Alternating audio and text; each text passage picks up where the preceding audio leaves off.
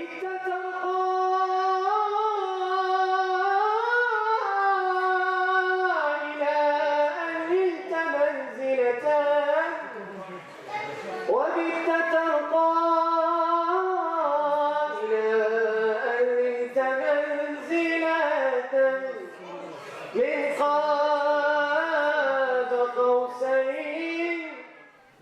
vous demande d'accueillir le professeur Tarek Ramadan.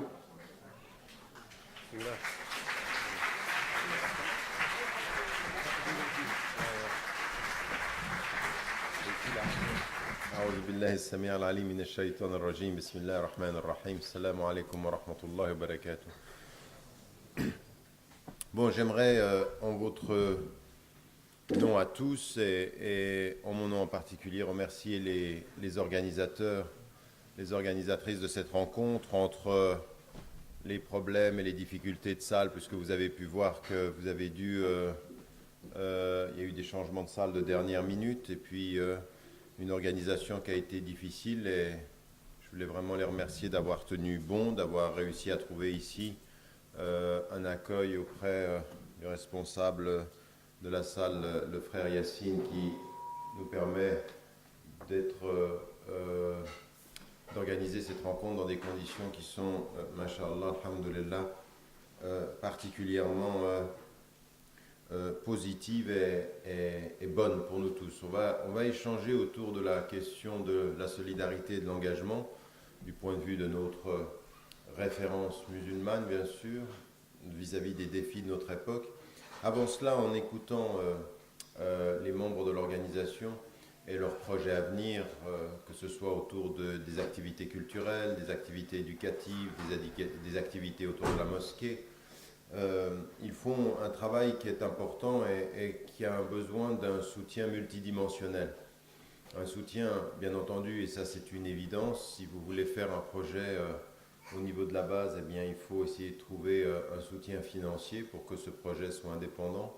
Raison pour laquelle, depuis les 25 ans que je sillonne votre pays, ici la France, dans tout ce que nous avons fait, nous avons toujours mis en évidence deux choses. Il faut institutionnaliser notre présence, c'est-à-dire créer des institutions, des associations, et les institutionnaliser en même temps en les rendant indépendantes financièrement. C'est-à-dire que nous ne dépendions de personne d'autre que de la communauté. Ça permet une indépendance, ça permet des activités, ça permet de ne pas nous retrouver par exemple dans des situations où parfois parce que on doit dépendre de salles, eh bien, on se trouve en face de gens qui font barrage et qui nous empêchent la parole libre. Ils nous disent que c'est un pays des droits de l'homme, de la liberté, mais ça c'est une application à géométrie variable. Suivant le nom que vous avez, suivant la couleur, suivant ce que vous dites, eh bien, la liberté elle est variable. Je disais aux frères qu'il y a 10 ans, 15 ans de cela, quand je venais ici à Toulouse, je faisais des conférences chaque mois. Peut-être que certains d'entre vous se rappellent de ce temps-là. Et puis, plus le temps passe, plus on m'éloigne du centre de Toulouse. C'est-à-dire qu'il faut se retrouver à la périphérie. Et on se retrouve dans des situations où, heureusement, qu'on a des gens qui résistent et qui disent ben, « moi, je suis autonome ». Mais ils peuvent dire « je suis autonome » parce que, justement, ils se sont donné les moyens de l'autonomie. Une salle qui est privée le permet. Donc, le premier soutien, c'est un soutien qui permet l'autonomie avec l'institutionnalisation, tout le travail qui est fait depuis des années ici. Le deuxième, c'est de demander à ceux d'entre vous et celles d'entre vous, vous êtes ici à Toulouse, vous avez des compétences dans l'éducation, des compétences dans les activités culturelles ou sportives, des compétences de quelque nature. Eh bien, quand on a des projets, il faut qu'on s'appuie sur des compétences et si vous en avez, si vous avez un domaine dans lequel vous êtes professionnalisé, ben ça, ce sera une bonne chose de vous déclarer auprès de l'association.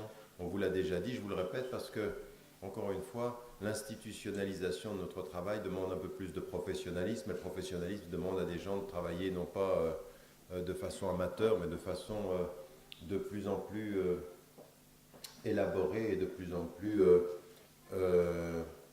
approfondie et efficace. Dernier élément, par rapport à ce qui a été mis en évidence, c'est de là où vous êtes, de réussir aussi dans le soutien au travail qui est fait, c'est de pouvoir ajouter à tout ce domaine culturel toutes les activités dont nous savons que la communauté musulmane a besoin.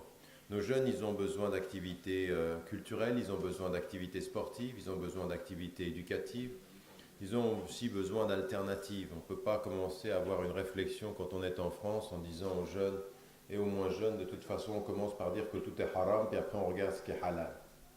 Ça ne va pas. L'islam, ce n'est pas une religion du haram. L'islam, c'est d'abord une religion de la permission. L'aslu fil ashya et l'ibaha, le principe premier dans les choses, c'est la permission, puis ensuite on a l'interdit. Nous, on est un peu sinistrés, on commence par les interdits, après on regarde ce qui est permis, et on ne peut pas faire une commune, on ne peut pas permettre le bien-être. Et toute la question est celle-ci, quand vous êtes à Toulouse, quand vous êtes là où vous êtes, toute la question est de savoir comment on reste fidèle à un certain nombre de principes, mais en même temps on se sent bien là où on vit.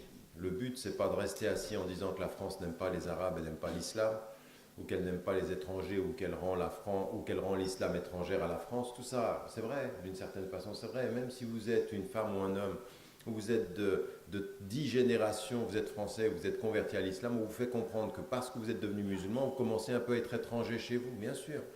Mais bon, après on s'assied, puis on dit quoi? On dit voilà, ils ne nous aiment pas. Ou à un moment donné, on se prend en charge, on se dit, ben, le but, c'est pas qu'ils nous aiment, le but, c'est qu'on se respecte. Et puis quand on se respectera, ils nous respecteront. Et quand ils nous respecteront, ils commenceront peut-être à nous apprécier. Mais sinon, on ne se respecte pas et qu'on joue aux victimes, il n'y a rien à attendre de notre présence ici. Donc il y a des choses, il faut arrêter. La mentalité de ceux qui, chaque fois qu'on leur dit quelque chose, on dit, oh, mais t'es peut-être un raciste. Oui, alors. Qu'est-ce que vous avez dit quand vous avez dit à quelqu'un, t'es un raciste? Ben oui. Ça fait un raciste et une victime de racisme. Et voilà, on n'en est pas sorti. Par contre, quand on sait où on est et qu'on pense à ses enfants, qu'on pense à sa famille, qu'on pense à ses principes, on se dit, ben, il faut qu'ici on se sente bien. Il faut qu'on réussisse à être dans le bien-être, c'est-à-dire se sentir bien.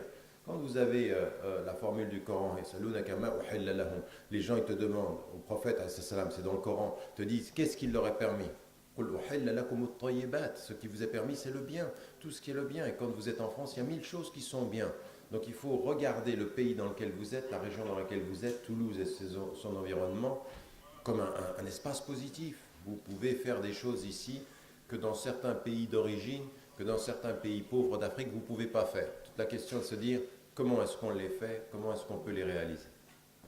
Alors, il y a une chose qui a été, le sujet qui a été choisi, et je vais essayer d'écourter mon propos, tout en le gardant substantiel pour que vous puissiez avoir le temps de poser vos questions, parce que je pense que comme on est dans un cadre qui le permet, c'est bien qu'on ait un temps d'échange, et puis que je puisse, le cas échéant, répondre à certaines des interpellations qui seront les vôtres, Inch'Allah. La question qui est posée, elle est celle-ci. Elle est par rapport à notre référentiel musulman. Il y a une dimension qui est celle de la solidarité et puis celle de l'engagement. Alors, souvent, quand on veut comprendre notre religion, il faut faire une chose qu'on n'a pas souvent la possibilité de faire. En fait, vous le savez, on le répète, l'islam a été révélé sur 23 années. C'est-à-dire que ça a commencé avec les 5 premiers versets de Surat al-96. Vous connaissez ceci, Allah subhanahu wa ta'ala, par Jibril alayhi salam, appelle le prophète alayhi salam et lui dit lis. Et lui, il ne sait pas lire, il le dit par 2 fois, et la 3e fois, il dit Bismi Rabbika. Et là, il y a une première des choses, c'est que l'appel qui vient va être un appel à la conscience du prophète alayhi salam de reconnaître 2 choses.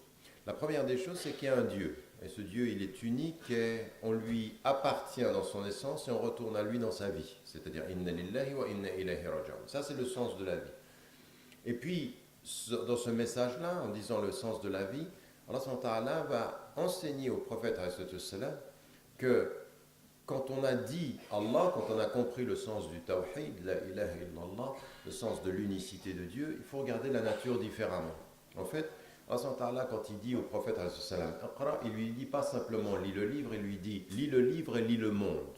Oui, lis le livre et lis le monde, c'est-à-dire le livre qui est devant toi, et puis lis le monde, c'est-à-dire que ce monde-là a un sens. Ça veut dire regarde le coucher du soleil, regarde la montagne, regarde Iqra. Iqra, ça veut dire lis le livre, mais ça veut dire aussi wal fajr, wal sama, wal duha. Ça veut dire quoi? Regarde tous ces éléments-là, ça a du sens aussi. Ce que hier tu voyais sans comprendre le sens, quand on te lit, ça veut dire regarde et comprends le sens. Ça veut dire quoi lire? Si je te donne un livre, si tu lis le livre, ça veut dire que tu essayes de comprendre le sens de ce que tu lis, tu comprends le sens d'une phrase. Oui, la voiture est devant la salle, ça a du sens, c'est-à-dire il y a des signes, la voiture, ce sont des mots, et tout à coup le sens apparaît. Allah Ta'ala, il envoie Jibril alayhi salam et dit lis le monde maintenant. Et lis le monde, ça veut dire wal fajr, c'est-à-dire ce moment du lever du soleil veut dire c'est un mot, et toi tu vas lui donner le sens, c'est Dieu qui a voulu le lever du soleil, c'est Dieu qui a voulu la montagne. Tout à coup tu lis le monde différemment. Dire Dieu, ça veut dire effectivement que tout ce monde-là est comme un livre. Ce n'est qu'au Moyen-Âge qu'on trouvera dans la tradition occidentale quelque chose qui s'appelle le livre du monde. Si vous êtes de culture française, vous avez sans doute lu Montaigne, et vous savez que Montaigne, avec la Renaissance, parle du livre du monde, que vous trouvez au XIIe siècle chez Abu Hamed el-Ghazali. Abu Hamed el-Ghazali parle du livre déployé. Il dit le monde c'est comme un livre, c'est comme des éléments. Et donc il faut trouver la sémantique. La sémantique c'est le sens. Le sens du monde c'est que Dieu l'a créé, Dieu vous l'a donné, à vous de savoir le gérer et vous devenez dans le monde el khulafa, c'est-à-dire des vice-gérants. Vous gérez le monde au nom de ce au nom des pouvoirs que Dieu vous a donnés pour le faire, à savoir votre raison, à savoir votre intelligence, à savoir votre engagement sur la terre. Première des choses qui vient directement. Et ça, quand on suit la chronologie de la révélation, on comprend qu'Allah va dire les choses essentielles, puis ensuite il va les construire au cours des 23 années. Mais tout de suite, au début, il dit, regarde les éléments, regarde la montagne, regarde le soleil, et comprends qu'il y a du sens dans tout ça. C'est-à-dire que la vie a un sens. Et il leur dit même, à tous ceux qui sont autour du prophète et au prophète lui-même, il dit, regarde la terre autour de toi. Tu es dans le désert et quand tu regardes la terre, elle paraît morte. La pluie vient et de cette terre vient la végétation. Eh bien, ça, c'est comme la vie. Tu mourras et tu reviendras. Parce que la vie ne s'arrête pas avec la mort et la mort, c'est le début d'une nouvelle vie. Donc, un message fondamental qui dit, attention, si tu crois qu'en mourant tu es mort, comprends qu'en mourant tu reviens à une autre vie et qu'à Dieu tu retourneras. Ça c'est un message très important qui dit, attention, vous n'êtes pas là, ceux qui viennent vers vous ils disent, tu sais quoi, parce qu'on m'a dit ici à Toulouse qu'à partir du jeudi soir, les rues sont animées la nuit. Il y en a qui festoient. Hein. Il paraît que ça fait partie de la vie estudiantine. À partir de 10h, 11h, on commence à sortir. Et vous voyez des jeunes. Et certains des jeunes, ils vous disent, tu sais, je dis, qu'est-ce que tu fais? Je dis, je profite de la vie. Vous connaissez cette formule, je profite de la vie. Elle dit, pourquoi ça veut dire quoi, profiter de la vie? Vous avez une formule en français qui dit, on ne vit qu'une fois. Et là, il faut arrêter la personne. Je dis, je suis désolé, il y a une petite erreur. On ne vit pas qu'une fois. On ne vit qu'une fois que quand on a la vue courte. On ne vit qu'une fois que quand on n'a pas le sens dans le cœur. On ne vit une fois que quand on l'oublie. On ne vit une fois que quand on cherche le profit immédiat. On ne vit une fois que quand on a oublié le sens essentiel du tawhid. Le tawhid vous dit, il y a cette vie et il y en aura une autre. Et c'est à la lumière de l'autre qu'il faut gérer celle-ci. Mais si tu oublies l'autre, eh bien tu vas te perdre ici. La takunu kalladina nasullah fa ansahum anfusahum. Ne soyez pas comme ceux qui ont oublié Dieu, il les a fait s'oublier eux-mêmes. Ya ayyuhalladhina amanu taqullah wal tanzur nafsun ma qaddamat lighad wattaqullah. Regardez comment c'est marqué entre la crainte révérentielle de Dieu et que chaque être se pose la question de savoir ce qu'il a préparé pour demain. C'est quoi demain? Demain c'est quoi? C'est ce moment entre les deux vies. Qu'est-ce que tu as préparé entre les deux vies? Est-ce que tu as préparé? Parce que pour préparer entre les deux vies, il faut supposer qu'il y a une deuxième vie. Mais si tu dis qu'il n'y a qu'une vie, tu ne prépares rien. Et tu es dans quoi? Tu es dans le rafla, c'est-à-dire que tu es dans l'inconscience. Donc, à tous ceux qui vous disent « on ne vit qu'une fois », votre réponse d'ami, c'est « j'ai un doute ». Votre réponse de croyant, c'est une erreur. Donc là, c'est un premier élément. Le deuxième élément qui vient directement, et c'est pour ça que c'est directement lié à notre sujet ici, c'est qu'Allah, il va prendre le prophète, et vous le savez, il a 35 ans. Pendant toutes ces années, pendant toutes les années, jusqu'à 35 ans, le prophète a fait une chose, c'est qu'il n'a pas participé au culte des idoles. Il ne s'est pas prosterné devant les idoles. Il n'a pas participé aux choses qui étaient... À un moment donné, il est jeune, il est adolescent, il entend qu'il y a un mariage et qu'il va y avoir de la musique et il a envie, comme n'importe quel jeune. Il veut y aller, et Allah, qu'est-ce qu'il fait? Au moment où il veut y aller, il le fait s'endormir. Et il ne le réveille qu'avec le soleil du lendemain. Donc il l'a fait dormir, il l'a protégé de lui-même. Et nafs, c'est attiré. N'importe qui d'entre vous, jeune et moins jeune d'ailleurs, qui est attiré par les affaires du monde, les sorties, c'est normal qu'on soit attiré. Ça, c'est nafs. Zuyyina lin-nas hubb ash-shahawat, c'est-à-dire que ça a été embelli. Donc on est attiré. Et le prophète, il était comme tout le monde, attiré. Mais Allah l'a protégé. Il est le muhtar, il est le protégé, il est l'élu, il va le faire dormir. Et donc il est attiré comme tout le monde par ça. Et ce qui est important ici, c'est que Allah va, dès son plus jeune âge, le protéger et il est éloigné. Il est éloigné de ce que les gens font. Mais il y a une chose qui est importante, c'est qu'Allah va éveiller son regard. Vous savez, dans le Coran, il dit quelle est la différence entre ceux qui croient et ceux qui ne croient pas. À un moment donné, ce qui est dit dans le Coran, lahum qulubun la yafqahuna biha. Ils ont des cœurs, ils ne réfléchissent pas avec leur cœur. Ils voient qu'avec les yeux. Innaha la ta'mal absar walakin ta'mal qulub allati fi as-sudur. C'est pas les yeux qui deviennent aveugles, c'est les cœurs. Ça veut dire quoi? De dire à quelqu'un, tu sais quoi? Tu me vois et il peut te voir avec les yeux. Elle dit mais tu es aveugle, tu ne me vois pas. Vous savez qui a eu cette formule? C'était un jeune poète. Un jeune poète qui a cru qu'il était maudit, que personne ne l'aimait. Il s'appelait Rimbaud.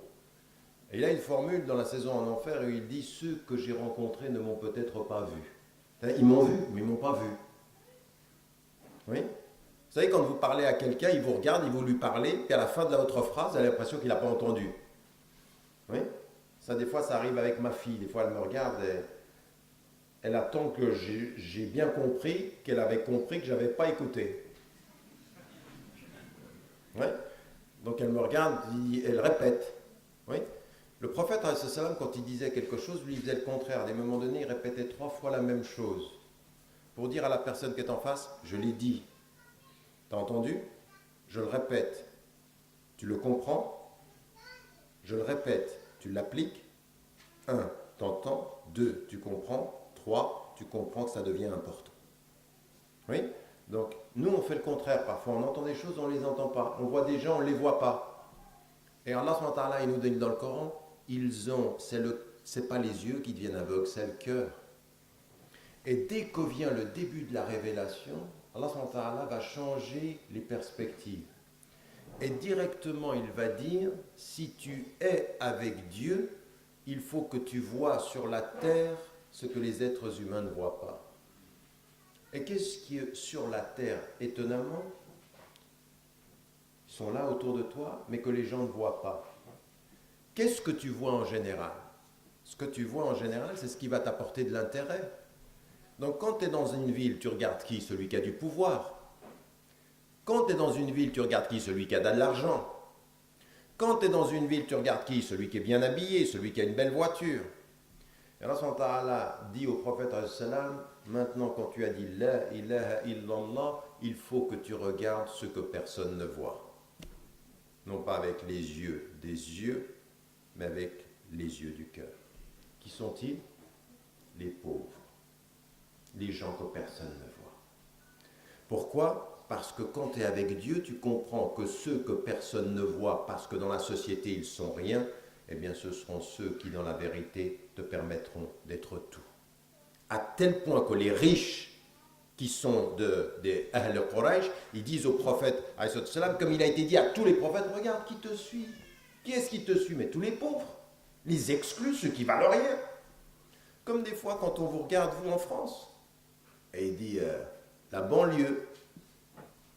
La banlieue, ça veut tout dire. C'est polysémique, la banlieue. C'est les exclus. Comme si la banlieue, c'était le lieu des problèmes. Et que si vous avez compris l'histoire des hommes, c'est souvent de là où les gens pensent qu'on est dans la marge que viennent ce qui va changer le texte. Tous ceux qui étaient riches, ils ne pensaient pas aux pauvres. Le prophète, il va aller et il entend, lui, كلا بل لا تكرمون اليتيم ولا تحاضون على طعام المسكين وتأكلون التراث أكلا لما وتحبون المال حبا جما. Voilà. Qu'est-ce qu'il dit? Non. Vous n'êtes pas... Et regardez, qu'est-ce qui est dit dans le Coran? وَلَقَدْ كَرَّمْنَا بَنِي آدَمَ. Nous avons donné la dignité à l'être humain. Et Allah subhanahu wa ta'ala, il rappelle à tous ceux qui, sans Dieu, oublient les pauvres, Kalla balla tukrimuna. Tukrimuna, c'est que vous ne donnez pas sa dignité aux pauvres. Et vous aimez l'argent. Vous êtes des êtres qui regardez l'apparence financière, l'apparence du pouvoir. Mais celui qui est avec celui qui a le pouvoir, il sait le pouvoir de celui qui n'a pas de pouvoir, apparemment. Parce que celui qui n'a pas de pouvoir, apparemment, il a dans son cœur un sens de la justice, il a dans son cœur le sens de la résistance, il a dans son cœur le sens de la dignité. Et qu'à partir d'un certain moment, ce sont ces personnes-là qui vont faire en sorte que le prophète salam va être entendu dans ça. Et c'est la même chose avec Isa alayhi salam, Jésus, c'est la même chose avec Moussa, Moïse alayhi salam. Tous les prophètes sont d'abord soutenus dans leurs paroles de vérité, d'abord par ceux qui sont apparemment exclus et pas par les plus riches. Pourquoi? Parce que les plus riches, ils pensent qu'on va leur prendre du pouvoir. Ils vont vers le prophète, ils disent, qu'est-ce que tu veux? Tu veux de l'argent, on te donne de l'argent. Tu veux des femmes, on te donne des femmes. Qu'est-ce que tu veux? Mais arrête. Et lui, il leur répond, mais je ne vais pas arrêter. Tu mets le soleil dans ma main droite, la lune dans ma main gauche, je n'arrête pas, parce que ce avec quoi je suis venu, c'est une parole de vérité. Et si les pauvres me suivent et que les riches me combattent, je resterai du côté des pauvres, quelles que soient les prétentions des riches. Fondamentalement, le message de la ilaha illallah place au départ le fait qu'on change notre perspective et qu'on regarde la société non pas avec ceux et simplement avec ceux qui ont du pouvoir et ceux qui ont de l'argent, mais avec ceux qui ont des principes et qui ont une dignité humaine. Et ça s'appelle comment? La solidarité fondamentale. C'est tellement vrai qu'en islam, le deuxième pilier pratique, celui de la zakat, il ne dit pas simplement il faut donner de l'argent aux pauvres, non. La zakat, c'est pas une charité. La zakat, c'est un devoir de chacun de reconnaître le droit du pauvre. C'est le droit du pauvre, pas sa charité. C'est pas de la solidarité de je te donne l'argent. Ah non, non, non. C'est fi amwalim haqqun ma'loum lis-sa'ili wal mahrum. C'est un droit. C'est mon droit. C'est pas attends, donne-moi de la charité. Attends, tu me donnes mon droit. J'ai le droit. Ma dignité d'homme, c'est j'ai un droit dans ce que tu as. Tu sais pourquoi? Pour te souvenir de ce que tu es. Le jour où tu sais qui tu es, tu sais que dans ce que tu as, il y a des droits pour ceux qui ont moins que ce que tu as. Vous avez suivi? À partir de là, à partir de ces réalités-là, on comprend que notre relation à notre religion, elle est fondamentalement ancrée dans le souci de l'autre. Mais dans le souci de l'autre qui consiste à faire attention, à regarder avec le cœur. Et que regarder avec le cœur, ça change tout. Et ça veut demander beaucoup plus. Nous avons tous, une relation avec nos parents. Et naturellement, une maman, un papa, ça aime son fils et ça aime son fils, ça aime aussi sa fille. Dans la tradition musulmane, ce qui nous est dit, attention, oui, tu as une maman, oui, tu as un papa. Mais ce que tu dois faire avec Dieu, c'est que tu dois transformer le regard naturel de tes yeux qui disent papa et maman avec le regard spirituel de ton cœur qui reconnaissent leur statut dans ta vie. Et ça change tout. Il faut changer les choses. C'est-à-dire la reconnaissance qu'il faut travailler à apprendre à mieux aimer sa maman ou son papa. À qui doivent le meilleur comportement sur cette terre? Ta mère et ton père. Et on rappelle aux mamans, il a quand même dit ton père aussi. Et au papa aussi. Parce qu'il y en a certains, ils disent la question de la famille, c'est ma femme.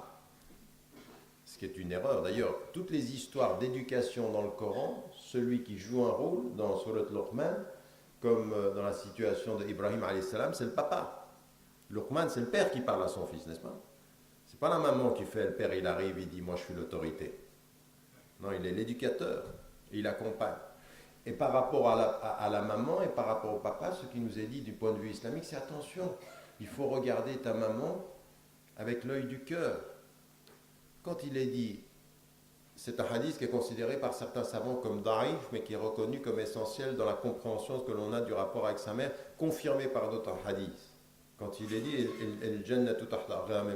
c'est-à-dire que le paradis est au pied des mamans, ça veut dire quoi? Ça veut dire que le paradis, il n'est pas au pied visuel de ta maman. Le paradis, il est au pied spirituel de ta façon de regarder ta maman avec le cœur. Et même si elle a commis des erreurs, si elle est partie, si elle est décédée, ou si elle est vivante, ou si à des moments donnés tu lui parles et qu'elle n'entende pas, et si parfois elle te voit mais elle ne te voit pas, le meilleur moyen de faire en sorte que quelqu'un qui te voit et qui ne te voit pas te voit mieux, c'est que tu te fasses mieux voir pour que son cœur se réveille à ta perception. Ça veut dire que c'est un vrai travail par rapport à sa maman. C'est un très vrai travail d'attention. L'un des plus grands problèmes des sociétés modernes, qu'est-ce que c'est? C'est de considérer son père et sa mère socialement utiles tant qu'il fait de l'argent. On appelle ça la population active. Puis ensuite, elle est moins active. Et il y a des enfants, ils considèrent leurs parents comme utiles parce qu'ils peuvent prendre leurs propres petits-enfants. Oui? Ils placent leurs petits-enfants chez les parents. Et le rapport aux parents, c'est un rapport d'utilité, c'est plus du tout un rapport d'amour, c'est plus du tout un... On a aujourd'hui dans des hôpitaux des papas, des grands-papas et des personnes âgées qui meurent seuls. Ils sont considérés comme inutiles parce qu'ils peuvent plus peuvent plus s'occuper des petits-enfants ou parce qu'ils coûtent cher. Nos sociétés font de la pauvreté une question financière, ça coûte les vieux. Ça ne produit pas de la richesse. Du point de vue islamique, cette dimension du regard du cœur, c'est de dire une personne âgée, un papa ou une maman, c'est toujours le papa ou la maman de quelqu'un. Et devant Dieu, il ne peut pas être question de manquer de respect à qui vous a offert la vie et à qui vous a donné. Et c'est pour ça qu'on dit Dieu, donne-leur la miséricorde, comme ils m'ont éduqué quand j'étais enfant. Et pour beaucoup d'entre vous, vous venez du Sud. Vous venez d'Afrique du Nord, ou vous venez d'Afrique. D'autres sont ici et se sont convertis à l'islam, et d'autres ne sont peut-être même pas musulmans ici. L'un des plus grands djihad en France, c'est de réconcilier la France avec le principe du respect des parents, du respect des personnes âgées. Une société qui devient de plus en plus âgée, qui ne sait pas respecter les pauvres, elle est, d'une part, ce que je disais tout à l'heure, et les personnes âgées, les parents, c'est une société qui perd du sens. Vous pouvez bien parler des droits de l'homme, la démocratie et tout ça, mais comment tu traites ton père? Comment tu traites ta mère? Il y en a, il vient d'insulter son père et sa mère, ils viennent vers toi et disent « Oh, les droits de l'homme ». Ah mais d'accord. Quel droit de l'homme? Et les devoirs de l'enfant. Elle a conscience que l'on a. Et je vais vous dire une chose, il y avait dans les premières et deuxièmes générations de ceux qui sont installés en France et qui sont venus du Maroc, qui sont venus d'Algérie, de Tunisie, qui sont venus d'Afrique noire, il y avait quelque chose qui était une générosité familiale que nous sommes en train de perdre. Il y a des gens qui viennent vers nous et disent « vous devez vous intégrer ». Et nous on dit et on répète « on n'a aucun problème avec la loi française, on n'a aucun problème avec ça ». Mais le pire de tout, ce n'est pas que vous soyez intégré à la loi française, c'est que vous soyez désintégré de la générosité humaine, que vous ayez pris de la culture moderne la désintégration de la solidarité familiale, de la reconnaissance de la mère. Qu'on arrive aujourd'hui à ne même plus savoir aller vers sa maman, l'embrasser, lui embrasser la main et la servir. Un jour, tu te retrouves devant Dieu et dis « mais qu'est-ce que tu as fait avec ta mère ?» Mais j'étais occupé. Mon mari, ça aussi on a un vrai problème dans nos familles. La belle-mère est là. Et j'ai répété ça récemment, je veux dire, souvent on vient vers moi et on me dit, mais tu sais, les frères ils viennent vers moi et me disent, mais tu sais, c'est dur entre ma mère et ma femme. Souvent je lui dis, mais le problème c'est pas ta mère ou ta femme, c'est toi. Ah ben oui, souvent le problème c'est que le garçon il ne sait pas comment être. Il ne sait pas être un fils devant sa mère, il ne sait pas être un homme devant sa femme, et il embrouille tout le monde, il essaie d'éviter, il fait du slalom. Puis ensuite il s'étonne qu'ils sont en train de se disputer. Puis il dit, mais moi j'ai rien fait, mais t'as tout fait. C'est toi le problème. Bon, enfin bref, ce n'est pas ma question. Tout ça pour dire qu'à partir d'un certain moment, dans notre compréhension de l'islam, vous avez remarqué le cercle comme il s'ouvre. Regardez les pauvres. Regardez les gens qui sont autour de vous, mais que vous ne regardez pas suffisamment. Vous ne regardez pas suffisamment votre papa. Vous ne regardez pas suffisamment votre maman. Vous ne regardez pas suffisamment votre enfant. Et qu'on peut bien nous dire, célébrer l'islam, c'est l'éducation. Mais attendez, avant que l'islam, c'est l'éducation, c'est le regard qu'on porte à sa fille, c'est le regard qu'on porte à son fils, c'est la communication. Avant même de t'éduquer par la transmission du savoir, je t'éduque par le comportement, avant que tu saches, que tu sens. Vous savez ce que nous disent les psychologues modernes ? Un enfant dans le ventre de sa mère est sensible au bruit de l'environnement. Oui ? Raison pour laquelle ceux qui se disent, il n'y a personne dans l'appartement, j'ai l'enfant dans le ventre, et qui mettent de la musique rock'n'roll, c'est pas ça. Et ils se disent, il n'y a personne qui m'a vu, Dieu est peut-être là.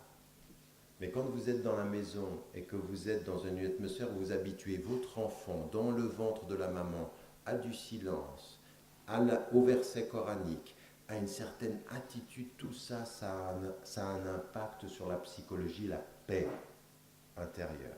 Puis ensuite, l'enfant, il vient, il est dans le non-verbal, il est dans le toucher. Vous avez remarqué comment sont les femmes africaines, c'est aussi au nord de l'Afrique, on est comme ça, comment on est dans le toucher, le caractère tactile, toucher l'enfant. Pourquoi vous pensez que c'est phénoménalement important quand l'enfant vient de sortir du ventre de la maman, de le prendre et de le mettre sur le ventre de la maman? Ce moment-là, ce tactile-là est très important. C'est pas du verbal, mais tout est dit. Tout est dit. Tu n'as rien dit, mais tu as tout dit. Tu sens, tu touches, tu échanges. Et ensuite, le papa, il est là. Et dans la famille, c'est comme ça. Tout ce non-tactile-là, il constitue une personnalité. Alors, quand on parle d'éducation, c'est pas « j'attends que l'enfant, il ait 6 ans, puis je commence à lui enseigner ce qu'il doit savoir ». Non, dès que l'enfant, il est là, je lui fais sentir que je le vois. Et la façon dont je le vois, c'est comment je le touche, comment je peux le caresser. Le prophète sallam qui a embrassé un enfant, il y a le bédouin qui vient et dit « moi j'ai 10 enfants, j'en ai embrassé aucun ».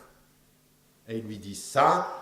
Le fait d'embrasser, c'est rahma, les rohama, c'est-à-dire c'est la miséricorde. C'est ce qui est donné par Dieu dans l'échange avec l'enfant. Embrasser, c'est parler, n'est-ce pas? Et aux frères qui viennent du sud et qui pensent que chez nous, non, quand même, on ne dit pas je t'aime et tout ça. On le dit. Puis si tu ne sais pas le dire, tu peux embrasser, c'est halal. Je veux dire, prendre ta fille, prendre ton fils, prendre ton père, prendre ta mère dans ses bras et les serrer sans rien dire, si tu ne sais pas le dire, c'est halal. C'est de l'amour, c'est de l'éducation. C'est je te protège de tout mon amour. Je ne sais pas te le dire, mais sens-le. Ça, c'est dans le domaine de la solidarité, c'est fondamental, ça vous donne de la force, vous vous sentez que vous êtes aimé, que vous pouvez... Parce que si on est tout le temps dans le non-dit, on ne se dit rien, et puis... C'est comme si quand quelqu'un lui dit « Est-ce que tu m'aimes ?» Mais allez, tu le sais. Non, si je te le demande.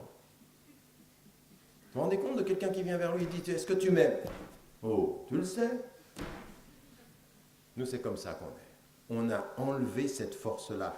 La solidarité affective, l'engagement affectif et éducatif. Dans des associations qui sont comme celle-ci, il ne faut pas qu'on fasse uniquement du solidaire dans l'action. Il faut qu'on le fasse dans le spirituel. Il faut qu'il y ait des activités qui soient aussi pour la famille.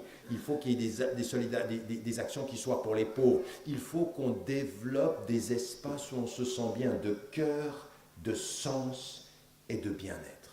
Ça, c'est comme ça qu'on était avec le prophète alayhi salam. Il était comme ça. Quand Abu Bakr al-Siddiq qui rentre et puis qui voit les 2 chanteuses qui sont sur le prophète alayhi salam, il dit laisse, c'est une période de fête.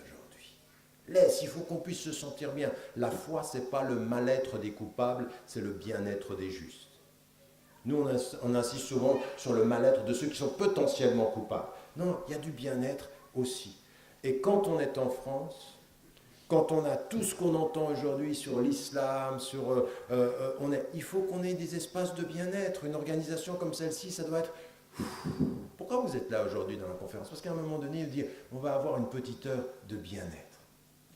Moi, je voyage pour ça, pour vous faire passer une heure de bien-être. Le problème, c'est après le bien-être.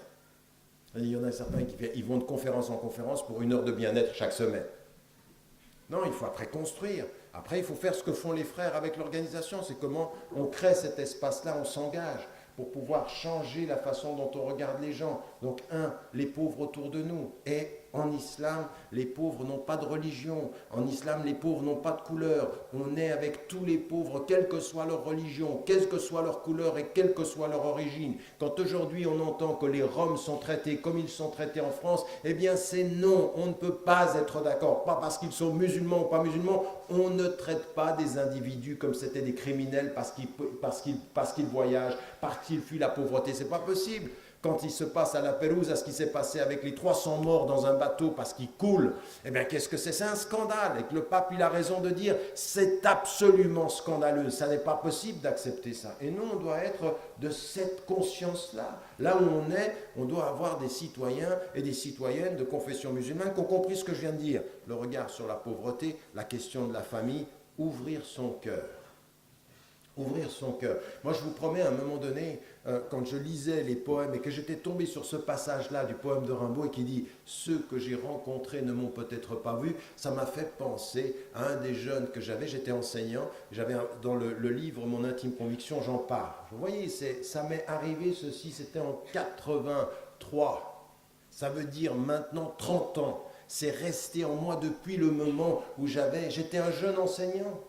Et ce jeune garçon son papa était parti, il était avec sa maman, il a souffert de ne pas être vu. Et à un moment donné, il m'a dit, à moi qui étais un jeune prof, il m'a dit, tu me regardes, tu m'as vu, tu as vu que j'étais là, j'avais du sens, les gens ils voient mes erreurs, toi tu vois mon potentiel, toi tu vois ce que je peux, eux ils voient ce que je n'ai pas pu. C'est toute la différence.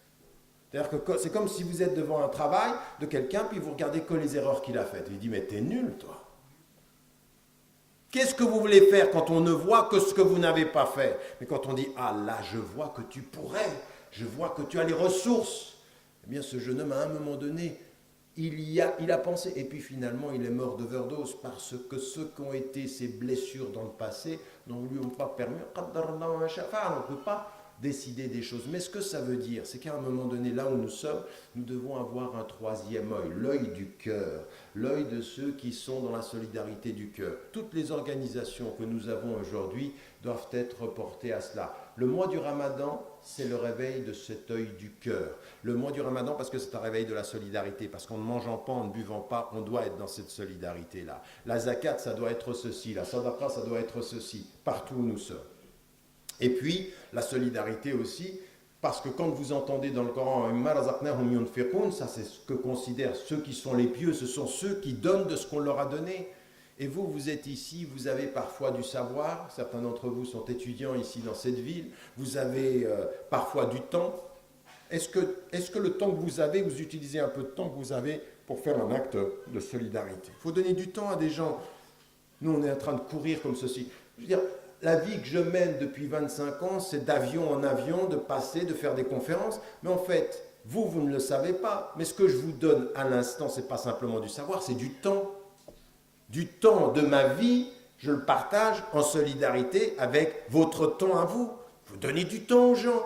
Donnez du temps dans la façon de les écouter, donnez du temps dans la façon d'enseigner. Il faut donner de ce que Dieu nous donne. Dieu te donne du temps, donne un peu de temps aux gens. Dieu te donne un peu d'argent, donne un peu d'argent. Dieu te donne du savoir, donne un peu de savoir. Dieu t'a donné ceci ou cela, un peu d'argent, donne. Qu'est-ce que tu donnes? Ça, c'est la vraie question. Maintenant, le jour de... Imaginez que vous allez mourir demain. Ok, bonne nouvelle. Demain, c'est fini.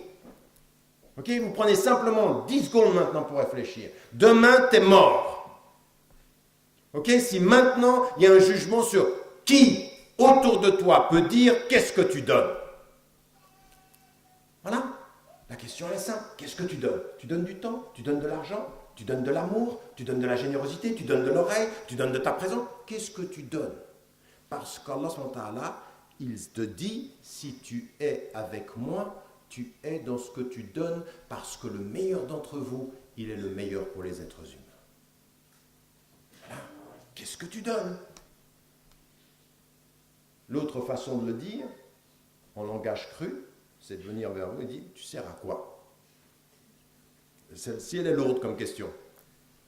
Parce que si vous sortez de la discussion et dites, je ne sers à rien, c'est pas évident. Mais il y en a, c'est pas qu'ils servent à rien, c'est qu'ils servent qu'à eux-mêmes. Ils se servent et ils ne servent qu'à eux-mêmes. Ce sont des égoïstes, égocentrés. Et on entend le Coran,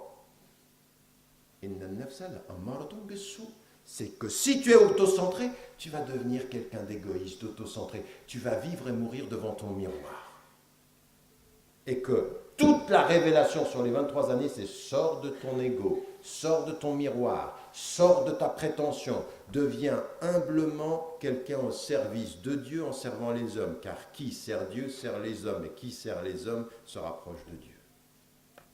Voilà. Et donc ça veut dire que dans cette communauté-là, maintenant, on part de l'intérieur.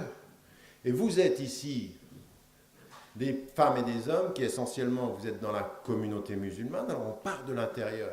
Et puis ce qu'on doit être ici dans cette société-là, c'est dire, enfin, vous savez, moi, depuis 25 ans que je traverse ce pays ou le monde, parce que finalement maintenant, ces conférences, ces rencontres, c'est à travers le monde, moi, je suis très positif et en même temps plein d'espoir, parce que quelqu'un qui est avec Dieu garde cet espoir. Le but, le succès, il n'est pas dans le nombre. Le succès, il est peut-être, je dis souvent des fois, je viens d'une conférence, vous faites 2h30 de train ce matin, vous arrivez ici, vous avez peut-être 200 personnes, puis peut-être qu'il y a une personne qui va entendre. En fait, vous êtes tous en train de me voir, mais il y en aura peut-être une qui a entendu. Peut-être. Vous êtes tous en train de m'écouter, il y en a peut-être une qui va m'entendre. Et vous êtes peut-être en train de me voir, mais il y en a une qui va vraiment me voir. Ou qui va comprendre ce que je suis en train de dire. Le but de la vie, ce n'est pas de compter. C'est la profondeur de ce qui est dit et la profondeur de ce que l'on est en train d'assimiler. Et ça, personne ne peut le quantifier. Raison pour laquelle Allah subhanahu wa ta'ala, quand il parle de la communauté, il dit « Nous vous avons constitué, au début du verset, et tout ça, et à la fin il dit « Vous avez toute cette diversité-là, mais le meilleur d'entre vous, c'est celui qui a l'amour révérentiel de Dieu. Inna akramakum indallahi atqakum. C'est pas dans ta couleur, c'est pas dans la diversité, c'est dans la qualité de ton cœur. Et ça, personne ne peut le savoir. Personne ne peut le savoir. Parce qu'il se peut que vous me regardiez là, ça fait 20 ans que je fais des conférences, 30 ans que j'ai fait des conférences, mais moi je le dis souvent aux gens, je dis mais attendez, moi j'ai aucun mérite. Je viens d'une famille où j'ai un grand-père qui est mort pour ses idées, un père et une mère qui se sont exilés pour leurs idées, qui sont arrivés en Suisse, qui ont tout construit là-bas, et moi je viens de là. C'est dans le biberon que j'ai reçu ça. Ne te tais pas, bats-toi pour tes idées, et j'essaie de faire au mieux. Mais il y en a dans cette salle des gens qui viennent depuis bien plus loin. Bien plus loin. Ils n'avaient pas forcément le savoir à la maison, ils n'avaient pas forcément la construction et la transmission. Et ils sont restés debout, et ils ont donné, et ils sont peut-être même beaucoup plus généreux. Il y en a qui sont avec leur temps peut-être 1000 fois plus généreux que j'essaye de l'être avec le savoir. Mais qui le sait parmi vous? Ou moi, personne. Inna akramakum indallahi atqakum. Dieu seul sait ça. Et ça veut dire quoi? Dans la solidarité, dans l'effort, il t'est interdit de juger. Parce que tu ne sais pas. Tu ne sais pas ce qui est donné. Est-ce que je suis toujours dans mon temps? Il faut m'arrêter, hein, parce que moi, je vais prendre le temps des questions, le temps de... J'ai combien de temps encore? Ça fait combien de temps que je parle? C'est vrai? D'accord. Vous me suivez? Donc, en l'occurrence, ce que je veux dire, c'est d'essayer de faire comprendre ceci, que le jugement n'est pas possible. Quand vous êtes dans ces profondeurs-là, quand vous êtes dans le rapport avec le cœur, dans le rapport aux choses essentielles, vous jugez moins et vous donnez plus. Vous offrez davantage et vous comprenez que c'est ça qui nous est demandé en tant que musulmane et en tant que musulman à l'intérieur. Ça, c'est ce que nous avons à faire. Acquérir de la connaissance et pouvoir en donner. Avoir du temps et pouvoir le partager.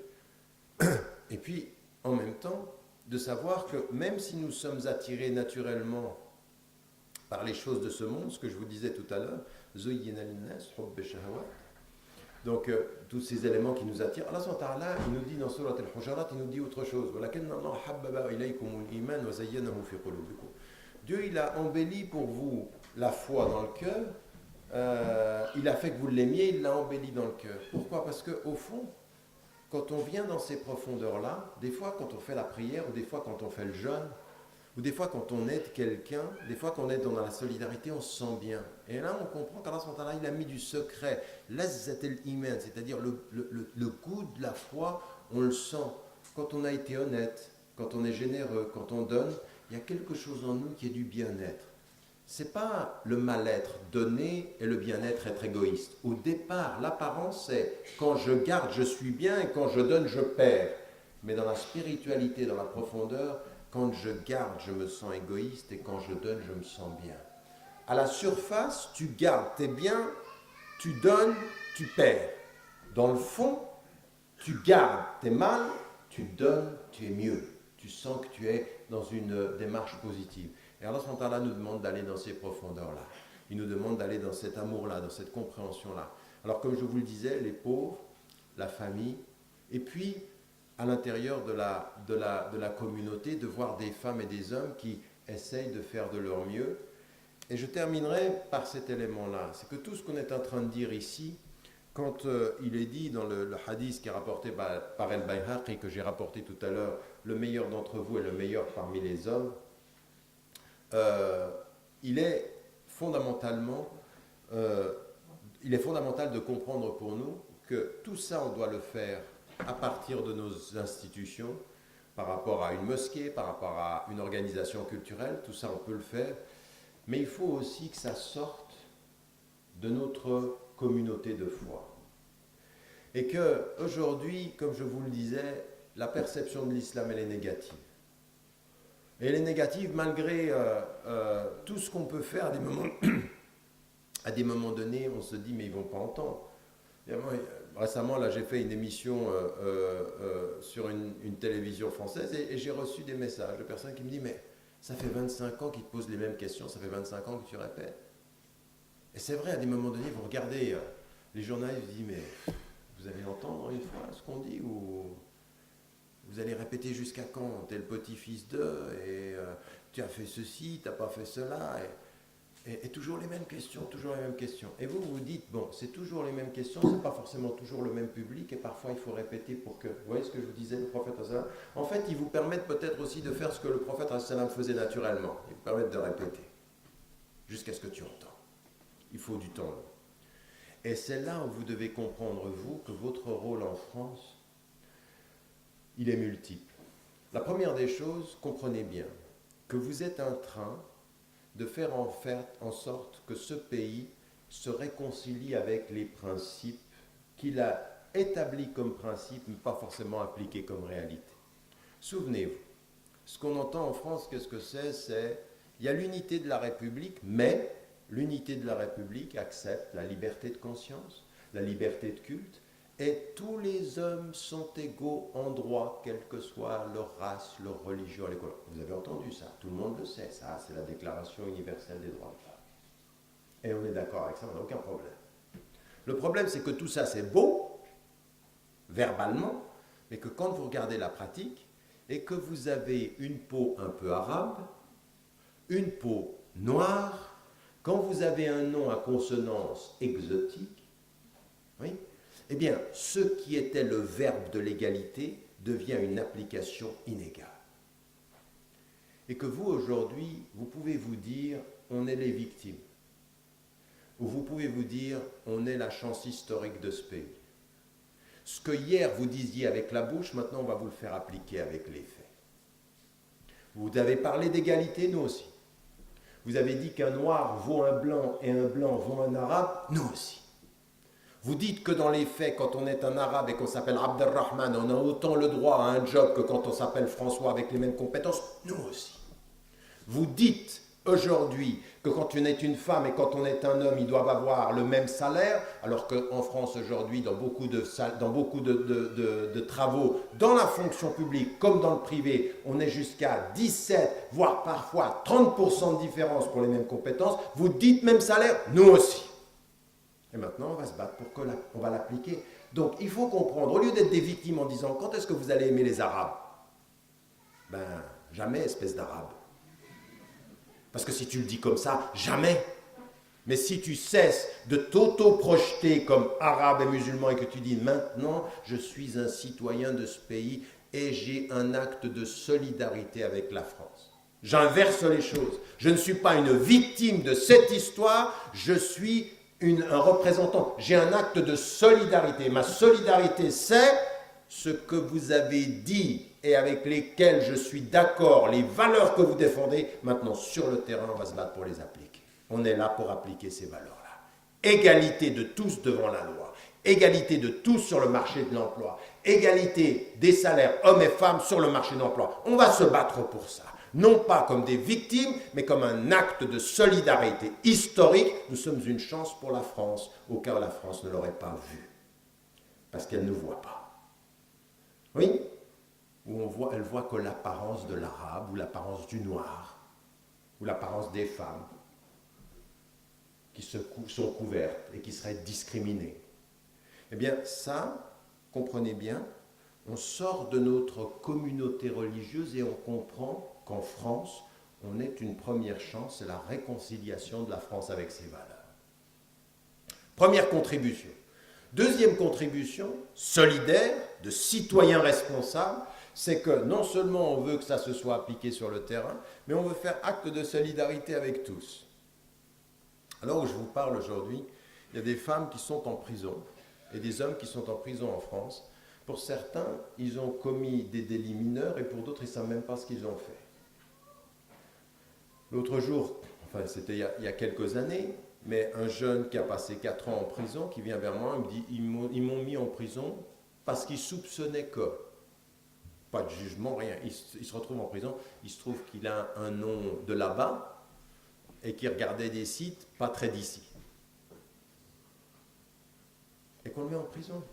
Eh bien nous, à partir de ce moment-là, il faut que nous sortions de notre enfermement et que nous nous engagions dans ce pays à plus de justice sociale et à plus de solidarité, mais pas simplement avec les musulmanes et les musulmans. La contribution des musulmanes et des musulmans en France, ce sera de s'occuper d'autre chose que des musulmans et des musulmanes. Oui, on s'occupe de nous, mais pas seulement. Oui, on s'occupe de tous ceux qui sont en train de vivre la pauvreté. Nous ne sommes pas destinés à ne nous occuper que de nous-mêmes. Nous sommes là dans un acte d'universalité. Nous nous occupons de Bani Adam. Pourquoi? Parce qu'Allah subhanahu wa ta'ala, il nous a dit « Walaqad karramna Bani Adam ». Nous rentrons dans l'univers avec la mentalité de ce que doit former un médecin. Un médecin, il ne demande jamais la religion de son patient et il ne demande jamais la couleur il ne s'intéresse pas à la couleur de son patient ni à son origine sociale. Quand tu as un malade, tu t'en occupes, mais ça veut dire que tu t'occupes de sa dignité. Nous, on rentre dans la société française, vous êtes ici, et on a un acte, 1, de réconciliation du pays avec ses valeurs, et 2, de solidarité avec tous ceux qui vivent soit la détresse, soit la justice, de toute nature. Nous devons être cette contribution-là. Et ce que j'aimerais vous dire, c'est qu'il faut que nous soyons une contribution qui soit solide, qui soit courageuse, qui soit...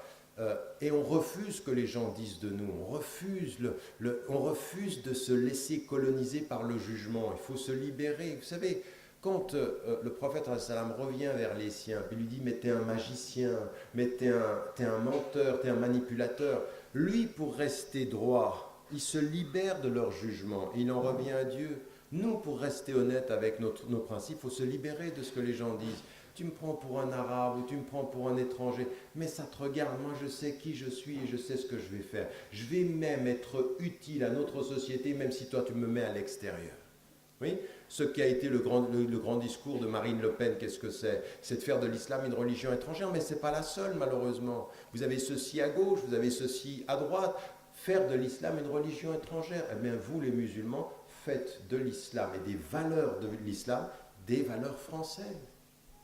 Pas en disant l'islam tout le temps, mais montrer que vous êtes engagés. À des moments donnés, vous savez, il faut que les musulmans arrêtent de parler de l'islam et agissent comme des musulmans. Vous comprenez ce que je veux dire? Non, nous on met l'islam et on agit comme le contraire. Non, mais tais-toi un peu. Tais-toi, arrête de nous parler de l'islam chaque 4 phrases. C'est comme si tu avais quelque chose à te rapprocher. Mais montre-moi ce que tu fais, je saurai où est l'islam. Au lieu de me mettre islam partout comme pour te justifier que tu es musulman, arrête d'en parler et montre-le-moi. Tu me le montres, ça me va. Mais t'en parles, ça ne me va pas. Parce qu'il y a une overdose. À un moment donné, ça suffit. Il faut que notre visibilité, elle soit dans notre contribution, dans notre don, dans notre action. Et ça, il faut que nos organisations, de ce point de vue-là, en soient l'exemple. Et l'exemple déterminant. Et je terminerai par vous dire une chose sur laquelle j'insiste beaucoup. On a différentes opinions parmi les savants. On a différentes opinions dans la communauté. Faites attention, parce que c'est un piège dans lequel nous sommes. La pression est telle que pour pouvoir, que nous avons 2 attitudes. Quand la pression est importante, on a tendance à se justifier. Oui, on se justifie, on est sur la défensive.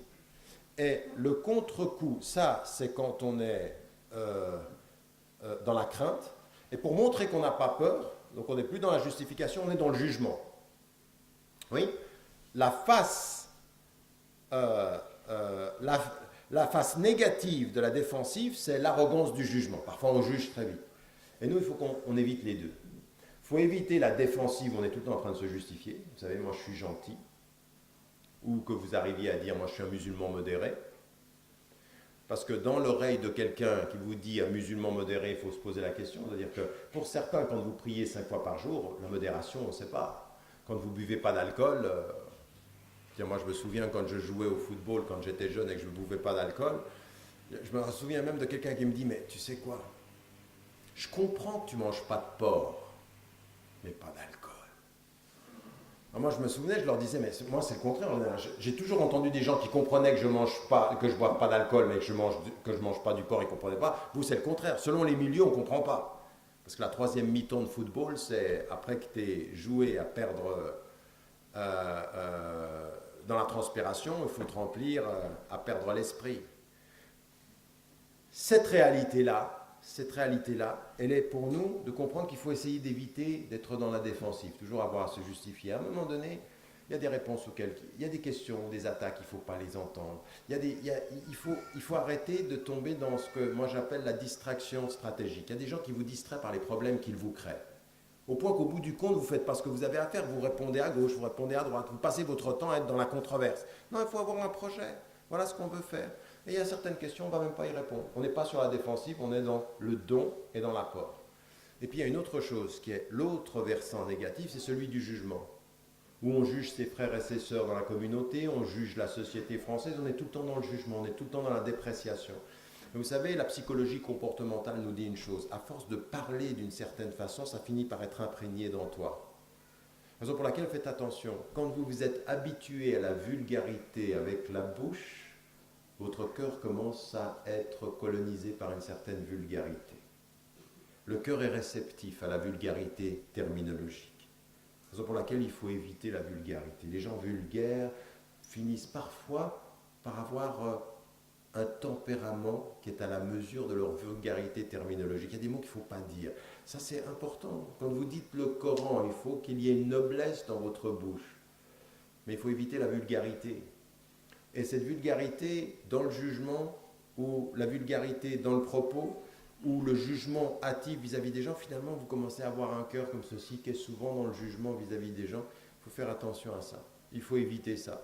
Il faut éviter ce jugement à l'intérieur de la communauté. Et la première des choses qu'il faut savoir, c'est qu'il y a plein d'opinions que vous ne savez pas en tant que musulman. Oui, il y a plein d'opinions que vous ne savez pas en tant que musulman. Il y a des choses que vous n'avez même pas entendu parler parce que vous n'avez pas le savoir. Et vous allez commencer à juger sans savoir. Mais non, si tu ne sais pas, tais-toi. Tu n'as pas étudié, tu te tais. Ça, tu sais, est-ce que tu dois dire la Fatiha ou pas dire la Fatiha? Comment est-ce que la prière des femmes ou toutes ces questions religieuses, tu ne sais pas, mais tais-toi, laisse à ceux qui savent décider et tu verras que plus tu sais, moins tu juges. Parce qu'il y a tellement de différentes opinions sur des sujets, par exemple, par rapport à la situation d'un mariage, vous avez des savants, ils ont jusqu'à 9 opinions juridiques différentes et un savant a parfois 2 opinions juridiques. Et toi, tu viens, haram, mais de quoi tu parles? Tu as 1 semaine et demie d'études, la moitié d'un paragraphe, et tu dis haram? L'autre, il a 20 ans, 30 ans d'études et il n'ose même pas dire haram, il n'ose même pas dire akraho, et toi, tu arrives là, mais t'es qui? Tu es un arrogant. Et ton arrogance est dangereuse parce que tu crées le jugement dans la communauté. Tu te permets de mettre des gens dans la communauté et des gens dehors. Ça ne peut pas être. Donc, suspendre son jugement par rapport à ces... Et même par rapport aux gens. Je vous ai toujours dit ça, et je vous le répète, faites très très attention. Il y a des Français qui ne connaissent pas l'islam. Il y a des gens qui ne vous connaissent pas. Mais dans leur comportement éthique, ils sont parfois mieux que nous. Ils se comportent mieux que nous sans dire Dieu. Et il se peut aussi qu'il y a des gens, à un moment donné, ils sont très loin, et à un moment donné, ils retrouvent une foi, et ils sont mieux que nous. Parce que nous, on ne sait pas. Et donc, il faut faire attention, on ne peut pas juger les gens. Même dans le pire, on est tous là en train de dire, tu sais, le hadith du prophète, le garçon là qui vient vers le savant, il a tué 99 personnes, 99 c'est en Suisse, 99 personnes il a tué. Puis ensuite, il tue encore le cheikh qui lui dit « Je te pardonne pas ». Il en a tué 100. Et pourtant, cet homme-là, il va être pardonné. Il va être pardonné. Nous, si on était... Alors, on cite le hadith, tu te rends compte? Mais nous, dans notre vie quotidienne, mais tu n'as même pas tué quelqu'un. Tu es mort. Je ne te pardonne pas. Alors, le hadith, il est beau, tu as vu ça? Alors ça c'est l'islam. Oui, mais toi, alors là, pour le coup, toi, tu es un tribunal. Donc il faut faire attention à ça. Pas de défensive et pas de jugement trop rapide. Beaucoup de pondération, beaucoup de patience. Beaucoup de patience. Il faut voir le temps long. Il faut comprendre que les choses sont longues. Et et chacun d'entre nous doit s'améliorer. Mesurez le temps, non pas par la faute d'autrui, mais par les améliorations de votre propre personne. Et quand vous vous regardez en disant « je peux m'améliorer », là le temps il paraît long. Et c'est ce temps-là avec lequel il faut travailler. Que Dieu nous aide, Inch'Allah. Assalamu alaikum wa rahmatullahi wa barakatuh.